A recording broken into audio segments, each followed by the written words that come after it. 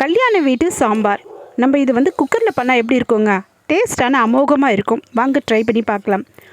பருப்பு நல்லா கழுவிட்டு 2 கப்பு தண்ணி, கொஞ்சமாக சீரகம், கொஞ்சமாக பூண்டு போட்டுட்டு குக்கரில் நல்லா பாயில் பண்ணலாம். இது வந்து நம்ம முழுக்க குக்கரில் தான் பண்ண போகிறோங்க. அதான் அவ்வளோ ஒரு டேஸ்ட்டு கொடுக்கும். இது ட்ரை பண்ணி பாருங்கள் நீங்கள் கூட. குக்கரில் நல்லா வெந்த அப்புறமா நல்லா கடைஞ்சி வச்சிடலாம்.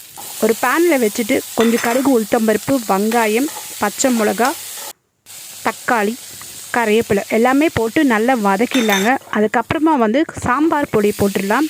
பச்சைக்காய் பார்த்திங்கன்னா உங்கள்கிட்ட எத்தனை வெரைட்டி இருக்கோ அத்தனை வெரைட்டி நம்ம போடலாம். அவ்வளோ ஒரு டேஸ்ட்டு கொடுக்கும். இது ஃப்ரெஷ்ஷாக இருந்தால் இன்னும் ரொம்ப நல்லா இருக்குங்க. இது நல்லா கொஞ்சம் பாயில் பண்ணுறதுக்காக கொஞ்சமாக தண்ணி ஊற்றிட்டு நம்ம மூடி வச்சிடலாம். ஒரு விசில் மாத்திரம் போதுங்க.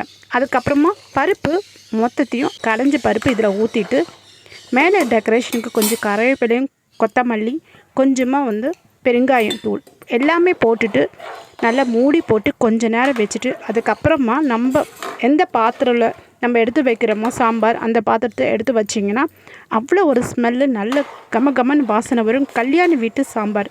ரசம் நம்ம வாங்கி கையில் எப்படி குடிப்போமோ அதே மாதிரி மெத்தடில் தாங்க இது கையில் வாங்கி சாம்பார் குடிப்போம். அந்த மாதிரி ஒரு டேஸ்ட்டு அவ்வளோ ரொம்ப டேஸ்ட்டாக இருக்கும். இது இட்லி, பூரி, சப்பாத்தி கூட ரொம்ப நல்லா டேஸ்ட்டாக இருக்குங்க. இது ரைஸ் இப்படி சொல்லிவிட்டு பல விதமாக சாப்பிட்லாங்க. அவ்வளோ நல்லா டேஸ்ட்டாக இருக்கும்.